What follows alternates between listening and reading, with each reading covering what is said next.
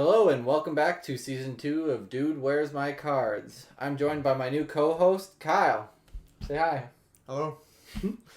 Kyle and I are good friends, and Brennan's going to take a break, and he's working on some of the projects that we're working on as Paragon Studios. So I invited Kyle on as a long-term gamer, fan of card games as well. Big fan for Magic for me as well, Slay the Spire, all sorts of games we've played together, so pretty excited to have him on the show from the gamer perspective. I'll continue to look at it from the designer perspective. This way we don't have two designers fighting for the signs. All right. Today, though, we're going to be looking at a Kickstarter exclusive. We will be looking at Faction Fighters.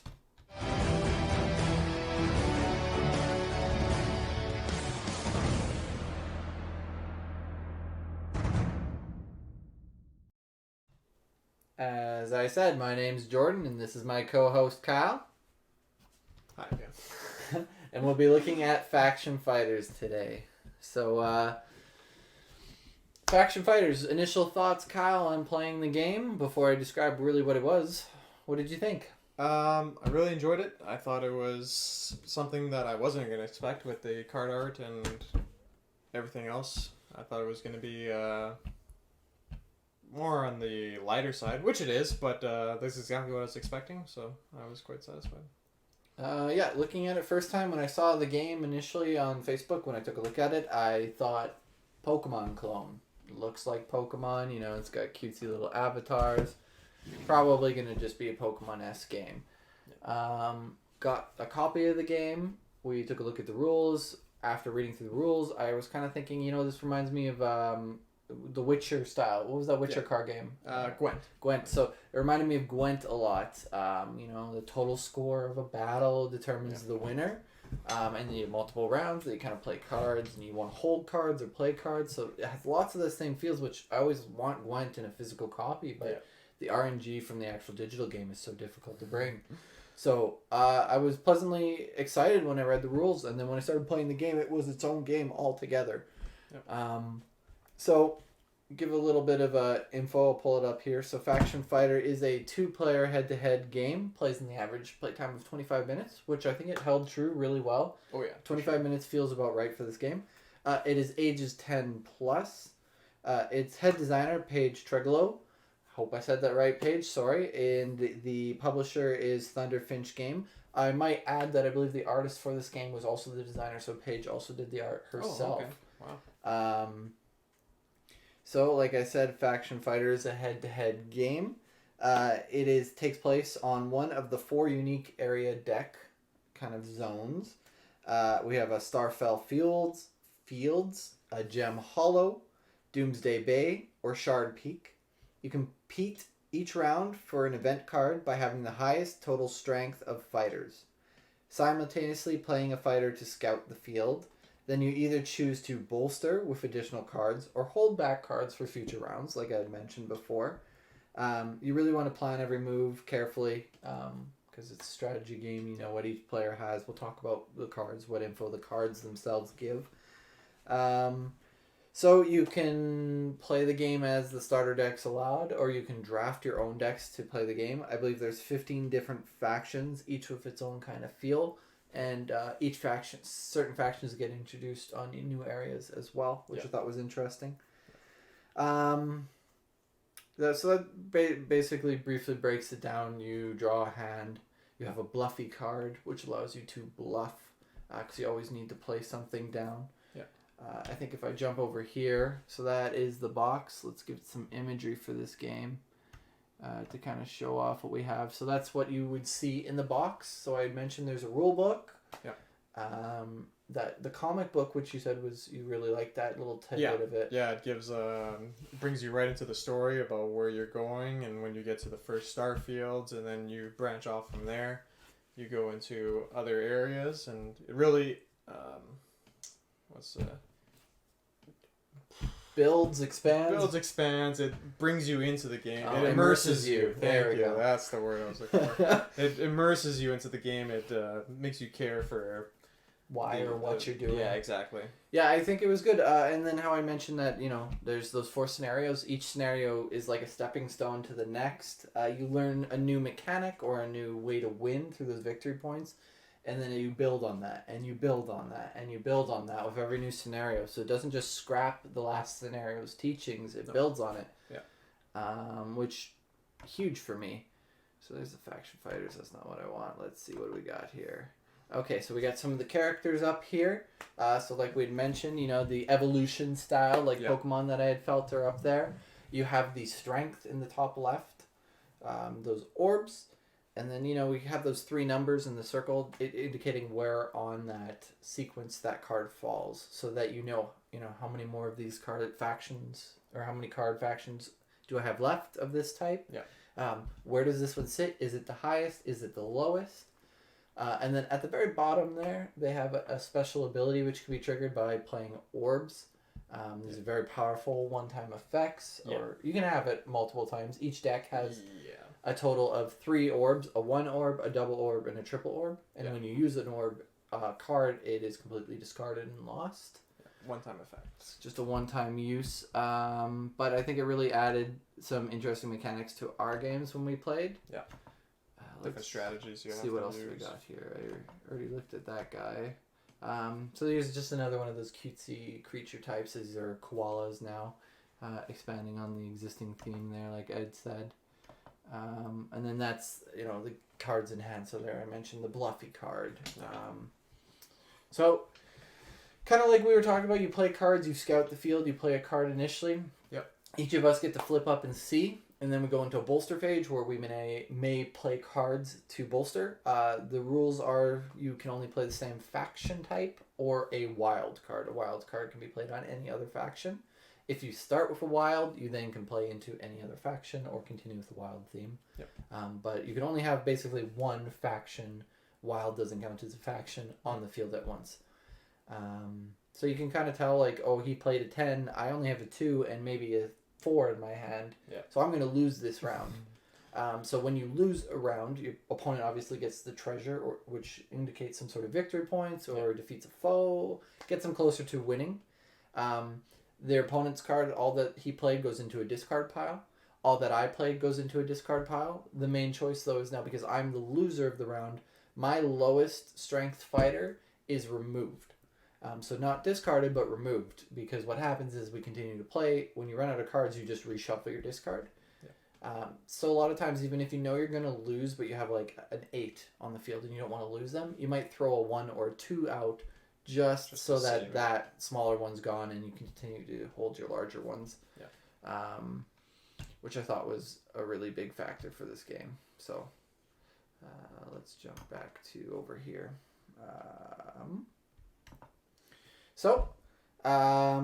Kind of a brief overview of how to play the game, how we enjoyed the game, what happens in the game. Kyle, do you want to jump into the rubric, or do you have any final touch you want to talk about? Well, the final touch I was going to mention is going to jump right into the rubric anyway, which is about the theme. Okay. So I really enjoyed the theme. I gave it a 4 out of 5. I liked how all the factions, like Jordan was saying, you have the strength, and then just underneath the strength is how many cards are in the faction and what their strengths are. So you can kind of strategize and develop. Now you know what's coming next or what could come next if you have it in your hand. Mm-hmm. And if I see you play 2 cards during our bolster phase, I'm gonna go, oh, he's playing 2 possibly of that same faction, and I know what they are. Do I win or lose? That's where the Bluffy card comes in handy, because he could just be putting a wild plus a Bluffy, and it'll make it look like he's putting a bunch of points. That's where the Bluff card comes in, because obviously I can tell what he's playing by the amount of cards. But not terrible. Theme for me is the 3. It is cute. It is artistic. It gives you nostalgic feels. It does have a little bit of a story that makes you want to play, but it is aimed at a younger audience. The gameplay itself is simple. Or, like not a super hardcore gamer audience is what I should say. So 3 out of 5 for me, because, I'm that hardcore gamer. So it misses the mark a little bit on me, but even me and myself enjoyed the game quite a bit, enjoyed the theme that they're going for, and definitely saw the, the group that it's targeted for. So I think it did really well. So 3, right in the middle for me. Rules. Kyle, what do you got for the rules? I gave it a 4, but I think I'm going to change it to a 5 because they were really easy to understand. Yeah, like on the back side of the page, you have a quick guide. You could almost go off the quick guide. You won't even have to open up the rule book, other than to set up. Yeah, really, like it was so easy to navigate. Kyle's gonna find this a little funny because we've recorded a couple times and had some errors, but I've changed my rules now to a 4. He's changed his to a 5. The reason for me dropping it a little bit, rules are really well written, really well laid out, cute art. This is just error of reading, but this is real life of playing a game. We really didn't know whether or not a wild card could be played first originally. It took a little bit more digging through the rules, but it was a question mark for a long time. Not a long time, I should say, like the first 10 to 15, 10 or 15 minutes of playing the game until we found it. But it was a question mark, and we didn't immediately find the answer. So I do have to knock it a little bit for that. But really, it is so well written. Oh, yeah, it is so well laid out. And if we weren't just being idiots, we probably would have saw it. But we have to let in that human factor. If it wasn't so dummy-proof that I didn't get lost. We were man-looking, as my girlfriend would call it. Yes. So 4 out of 5, but I can understand the 5 out of 5 originally is what I had as well. I just had to knock it a touch just for my own human error. Sorry about that, Paige. Layout. Kyle, we're looking at the layouts of the cards.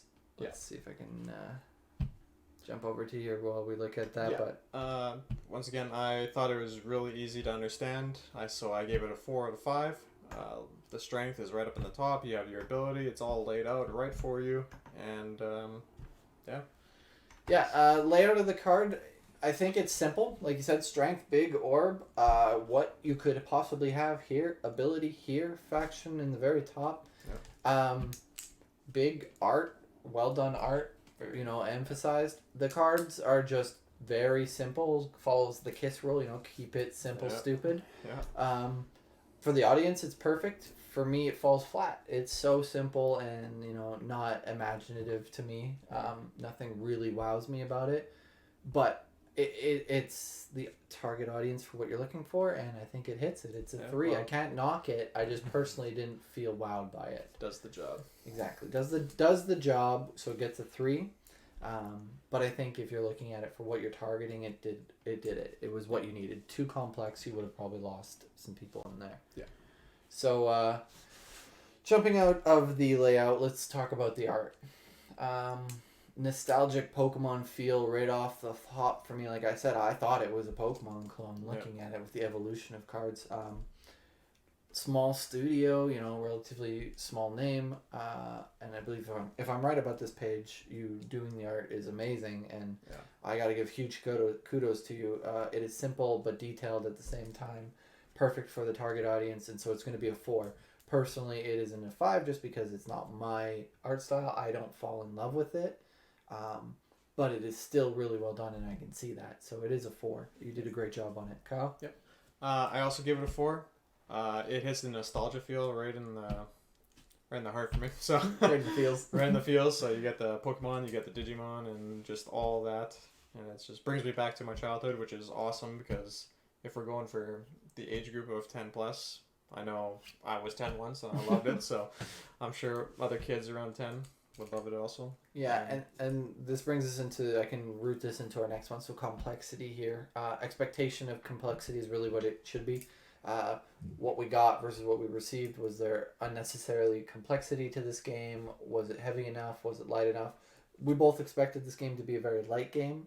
It was. It was exactly what we expected, with some pleasant surprises. Yes. So for me, the complexity, exactly for your audience, it is 5 out of 5. You guys hit it on the head. It was perfect. It is light. It is fun.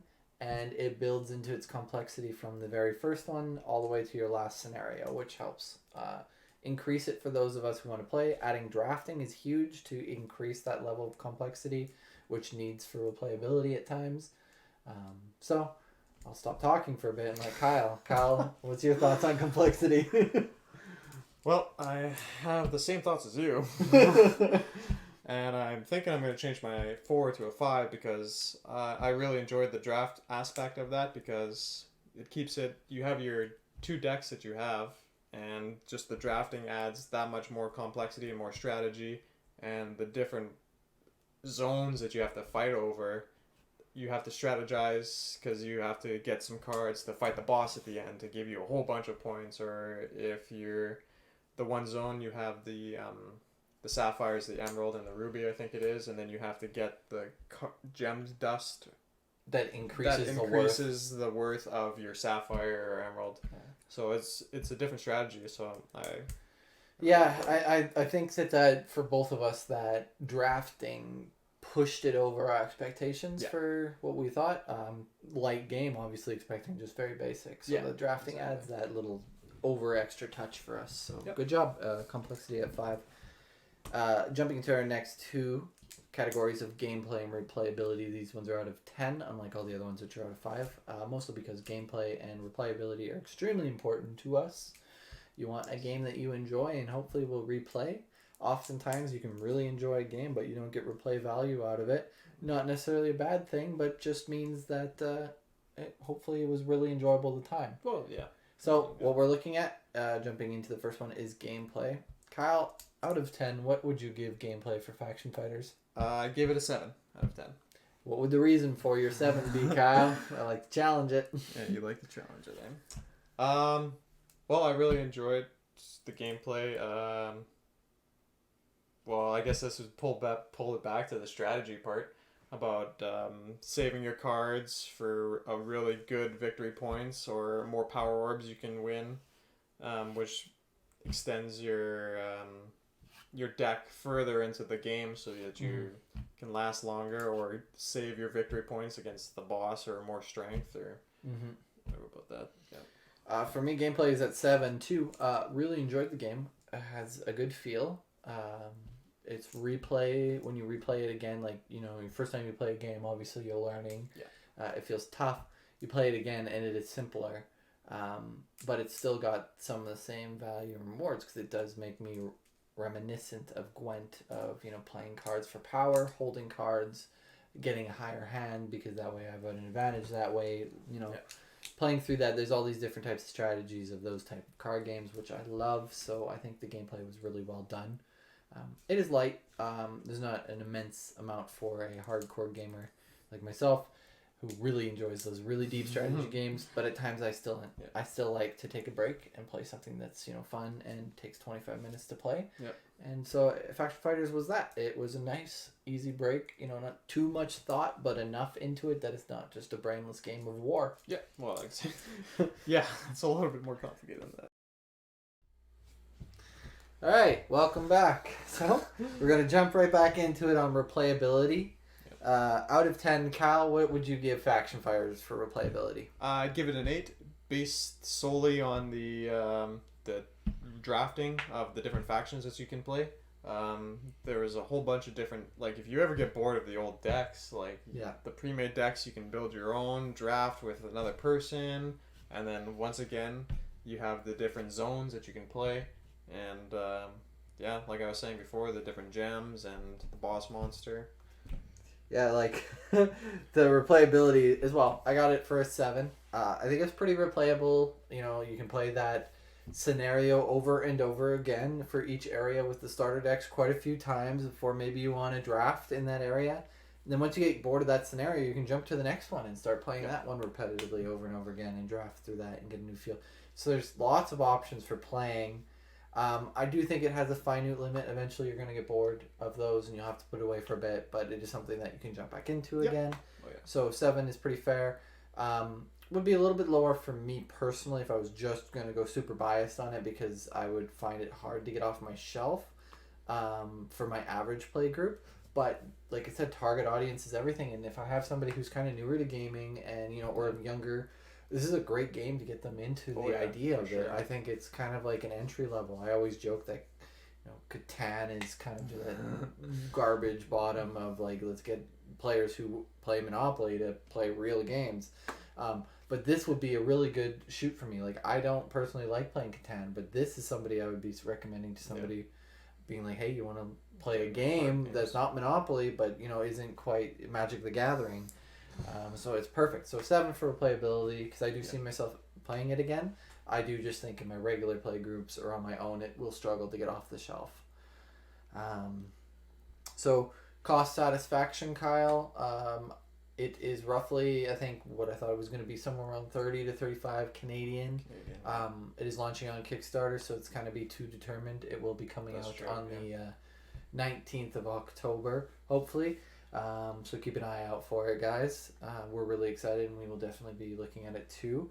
But for what they're shooting for, what I kind of thought is all-in-one box plan here, I do think that it is huge cost satisfaction. So it is a 5 cost satisfaction for me personally. Yep, I also give it a 5. I think it hits the mark right on the head. Canadian, around $30. That's the perfect entry level game for, like Jordan was mentioning earlier, about intro games to more complicated. That middle stepping stone. Where you don't want to spend $60 to $80 on a huge board game, and you want to get into more card games. Like this says the playtime is 25 minutes. That is per round. So if you want to continue playing rounds while splashing, so I really think if you were to play through each scenario, it's still an hour and a half probably. Yeah. Oh yeah, for sure. If you want to get the full game through in one go, and you can bounce back to the same ones to learn the nuances and the techniques and what's best to do where. So I think there's a lot of value in this small box, and it is a micro game in the sense that it is short rounds.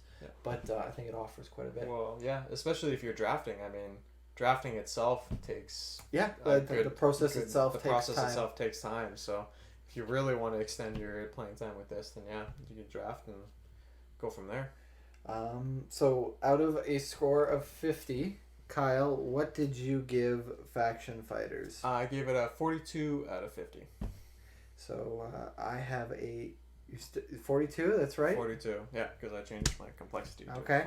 Okay. I have a 38 out of 50. So Kyle rated it a little bit higher than me.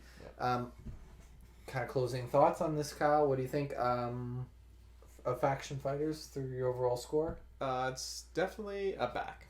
I would definitely buy this on my own and play it on my own, and I would recommend people to either come over and play it or tell them to buy it for themselves. Yeah, for me, it would also be a back. It's not a pass for me. I think this game is wonderful. I think it's great for your collection. It hits the experienced gamers itch. It is great for that middle to entry level for people who are unsure. It is a 2-player head-to-head game, which limits who you can play with. But I mean, different scenarios. You can have people playing through different areas. So 2-player head-to-head, but we can have 6 people each playing different areas because there's each different deck. If you draft everything. So you could play at least 4 people ongoing, which is plus as well. I think closing thoughts on it for me. It is a light but fun-hearted game. It has some depth to it. It isn't at the top of my list for strategy games, but I think it's right there for my entry level, what I really want somebody to try. And I think it's good for my cousins and younger people as I'm teaching them. So I think it's a great game. I think it's perfect for the audiences that it was looking for. Yep, I agree. All right, well, with that, we're going to end our review on Faction Fighters. Like I said, take a look for it on Kickstarter. Congratulations are hopefully in order to Paige. We will be watching it closely.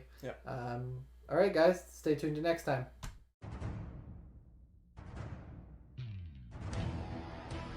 Thank you for tuning in to the DWMC podcast, a Paragon Professional Services production. We hope you enjoyed the show. If you have any comments or concerns about what you have heard, send us an email, contact@paragonstudiosmb.com.